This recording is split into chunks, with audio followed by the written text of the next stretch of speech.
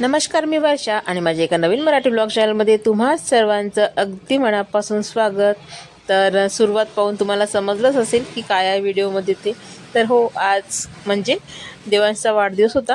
4 डिसेंबरला झाला त्याचा वाढदिवस, परंतु आम्ही काही साजरा केला नाही तो, कारण 4 डिसेंबरला त्याच्या मित्रांनीच त्याचा वाढदिवस साजरा केला। केक वगैरे आणला होता आणि छोटे छोटे त्याचे मित्र, परंतु छान मिळून मिसळून राहतात ते।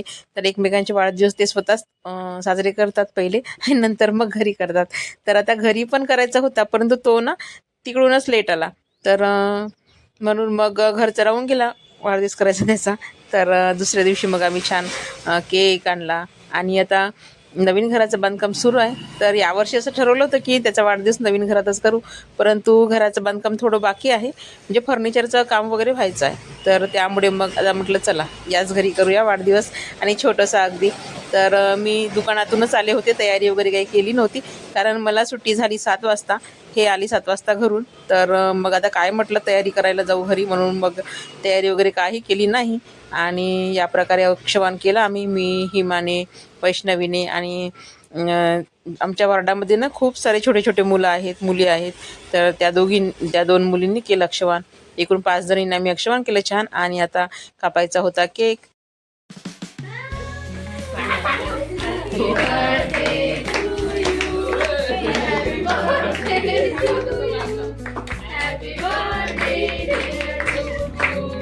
Happy birthday to you.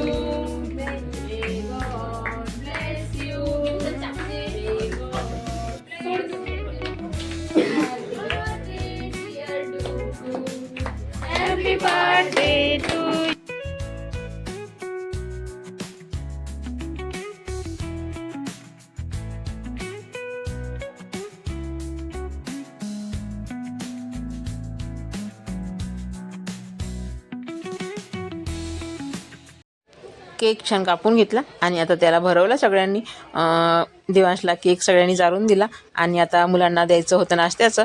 तर नाश्त्यासाठी आणले होते मंचुरियन आणि केक दिले मग मुलांना, आणि सगळे मुलं गेल्यानंतर मग सगळ्यांनी ते खाऊन घेतलं मंचुरियन। आणि आता मी जाणार होते घरी, कारण मला बनवायचा होता स्वयंपाक, आणि हे सगळेच जाणार होते बाहेर जेवण करायसाठी।